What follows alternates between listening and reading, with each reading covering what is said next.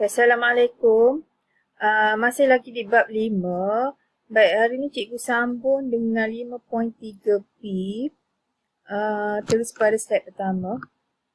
Okey, baik.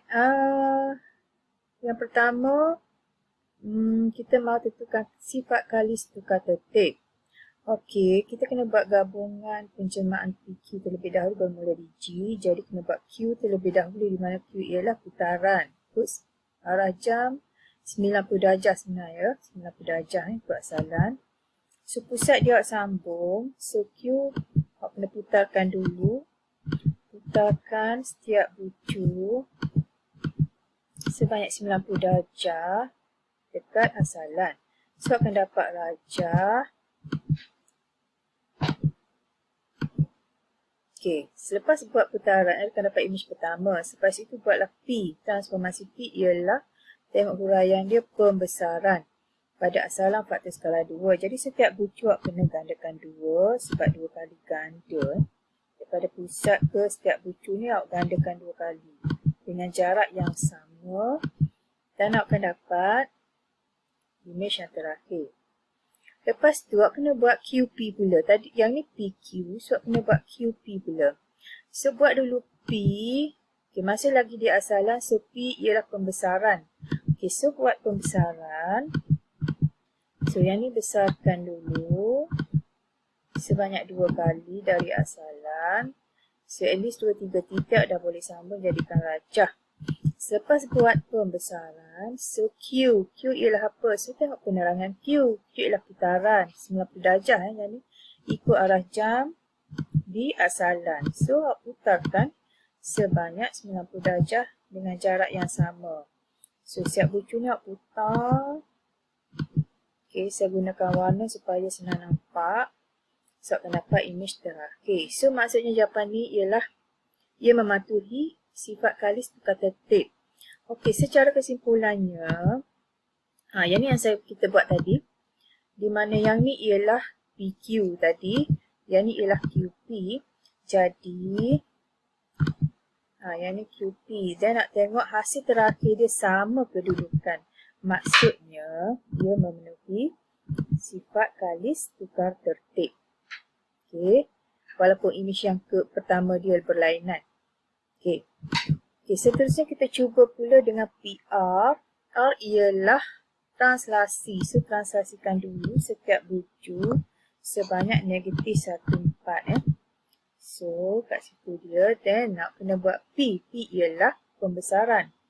Pembesaran. So, dari sini gandakan dia 2 kali. Ganda besar. So, akan dapat ni.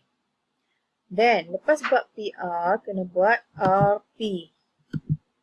RP pula, di mana buat P dulu. Okay, so daripada asalan, nak kena besarkan 2 kali. Buat at least 2-3 titik dah boleh sambung. So, lepas besarkan dia, so buat R. R translasi, translasikan rajah yang besar ni sebanyak -1/4. Translasikan semua, sambungkan, jadilah rajah yang terakhir. So, kesimpulannya ialah, adakah ia mematuhi sifat kalis tukar tertib, di mana RP dengan PR. So, tengok dia punya hasil dia, kedudukannya tidak sama. So, yang ni rendah sikit, yang ni dekat koordinat 12. Dekat titik 12. Jadi, tidak sama. So, dia tidak mematuhi sifat kalis tukar tertib. Okey. Tidak mematuhi. Okey, next. Yang ni awak kena cari imej yang pertama. Di mana ni objek ni imej terakhir. So, awak kena cari imej yang pertama. Di mana ni adalah transformasi B. So, di sini, dia sebenarnya adalah, kena huraikanlah. Jadi, saya tunjuk pergerakan dulu. Di mana sebenarnya ialah pantulan. So, transformasi B ni adalah pantulan pada paksi. Pada paksi Y sama dengan 4. So, akan dapat imej pertama. Okey, then transformasi A ialah, untuk pergi ke imej terakhir, dia adalah sebenarnya, ini jawapan bagi P. Ini dia adalah sebenarnya putaran. Sebab tengok rajah ni sudah berpusing ikut arah jam dengan sudut 90 darjah. Okey, jadi ini putaran. So, huraian dia 90 putaran 90 darjah lawan jam pada pusat 46. Okey, next. Yang ni pun nak mencarikan imej yang pertama, di mana objek, ini imej terakhir. So, yang ni, okey, kita perihalkan dia. So, kita carikan Q terlebih dahulu, di mana di sini kita nampak jelas lah, kita kena anjak dulu rajah ni. So, dapatkan bucu yang sama dengan gerakan yang sama. 2 negatif 5. So, akan dapat di situ. So, ia adalah translasi 2 negatif 5. Okey, so P ialah, di sini memang dah nampak lah, ialah pembesaran. Okey, jadi dapatkan bucu yang sama, kecil dan besar, sambungkan. So, sambung satu lagi bucu yang sepadan. So, tempat bersilang itu adalah pusat pembesaran 72 dengan faktor skala 2. Okey, pusat dia di sini. Okey, next. Yang di sini ialah diberi pantulan X sama dengan 5. A sudah diberi, so akan cari B je. B mestilah di sini rajahnya untuk pantul di sebelah sana. Jadi, so that's saya bermula dengan objek dulu, di mana objek ialah pantulan. Jadi dia menghadap pada paksi Y sama dengan 3. Okey, so betul lah daripada imej pertama ke Q, imej terakhir dengan pantulan X sama dengan 5 kan. So jawapan dia B ialah pantulan pada garis Y sama dengan 3. Ni huraian dia lah. Okey. Okey, next aku nak perihalkan. Ni soalan yang sama tapi kita nak guna penjemaan yang satu penjemaan sahaja. Tadi 2 kan. Ini terus daripada objek daripada P ke Q, apa penjemaan? Satu penjemaan sahaja sebab tunggal. Penjemaan transformasi tunggal. Jadi dapatkan titik yang sama, sambung.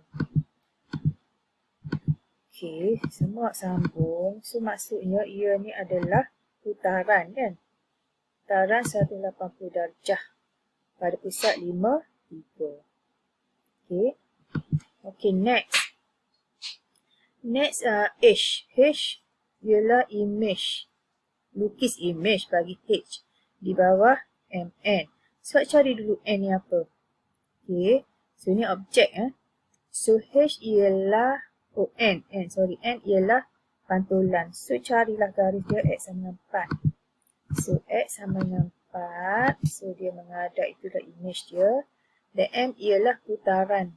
Putaran, cari pusat dulu, 4, 4. So, mana pusat dia? So, awak pusingkan dia sebanyak 90 darjah ikut arah jam. Okey, so each bucu ni yang sepadan nak kena sambung. Okey, then nak dapatlah rajah yang terakhir. Okey, itu caranya. Okey, next. Daripada sini pula soalan yang sama juga tapi dia nak perihalkan satu je transformasi tunggal. Penjemaan. So, kalau menghadap macam ni, ia terus adalah pantulan Y sama dengan X. Okey, di mana setiap bucu ni yang sepadan pun sama jarak dengan paksi pantulan. So, betul lah. Ialah pantulan. So, jawapan pantulan pada garis Y sama dengan X. Okey, next. Diberi K ialah image dan H ialah objek. So, kena sambung. Yang ni adalah translasi jugalah.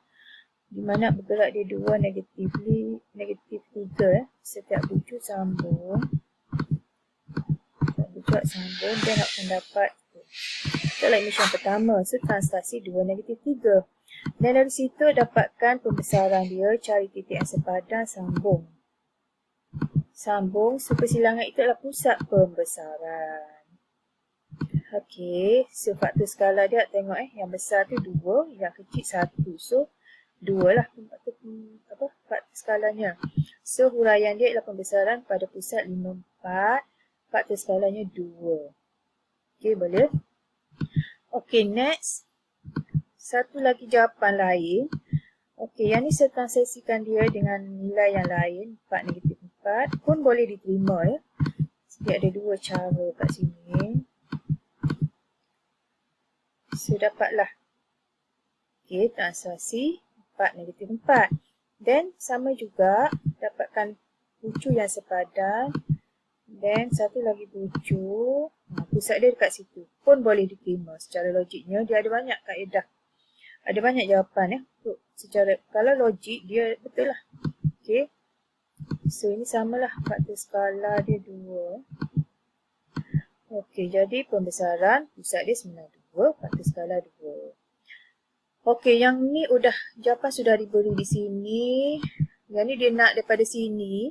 H ke K ni dia nak penjemahan tunggal. Jadi yang ni teruslah pembesaran kan.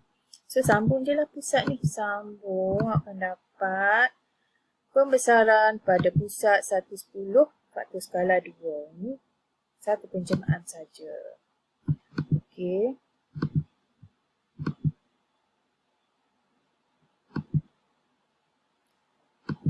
Okey, yang ni dia nak luas pula. Di mana luas? Okey, faktor skala dulu. Di mana faktor skala dia 2. Okey, then to image dan diberi 10. K ialah 10. Seguna formula image sama K kuasa 2 objek masuk nilai 10. 2 kuasa 2 masuk nilai akan dapat objek dia ialah 2.5. Ni formula masuk nilai. Okey, then yang ni kita nak cari paksi pantulan antara P dengan Q. So yang ni pantulan dekat Y sama dengan negatif. Okay, cikgu rasa itu saja.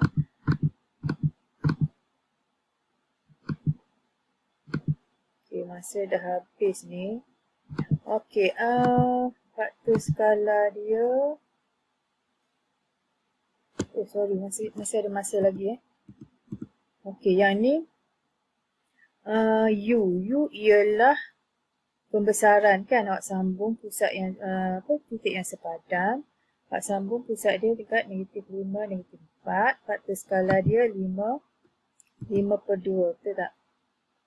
5 per 2. Okey.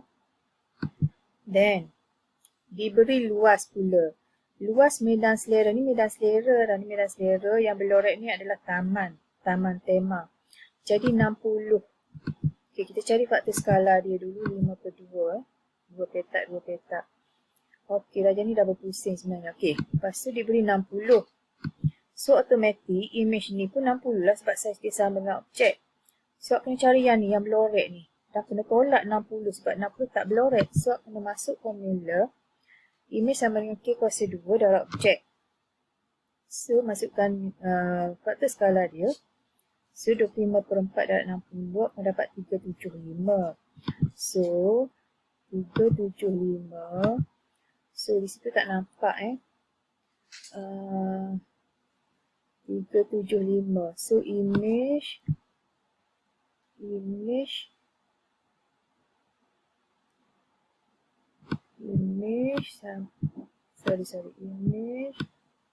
sama dengan 375 375. So image yang berlorek kena tolak dengan 60 lah. So sama dengan K 375.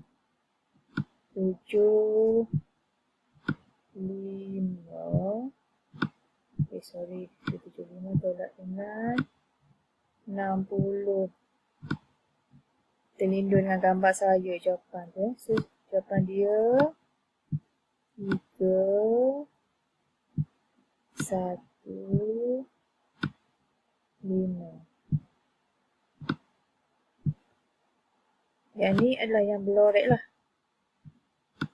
Okay, 315 rajah yang berlorek. Okay, daripada sini Okey, cikgu rasa itu saja. Nanti kalau tak faham boleh ulang-ulang lagi lah. Dengan gerakan yang saya tunjuk ni, saya harap boleh faham lah. Okey.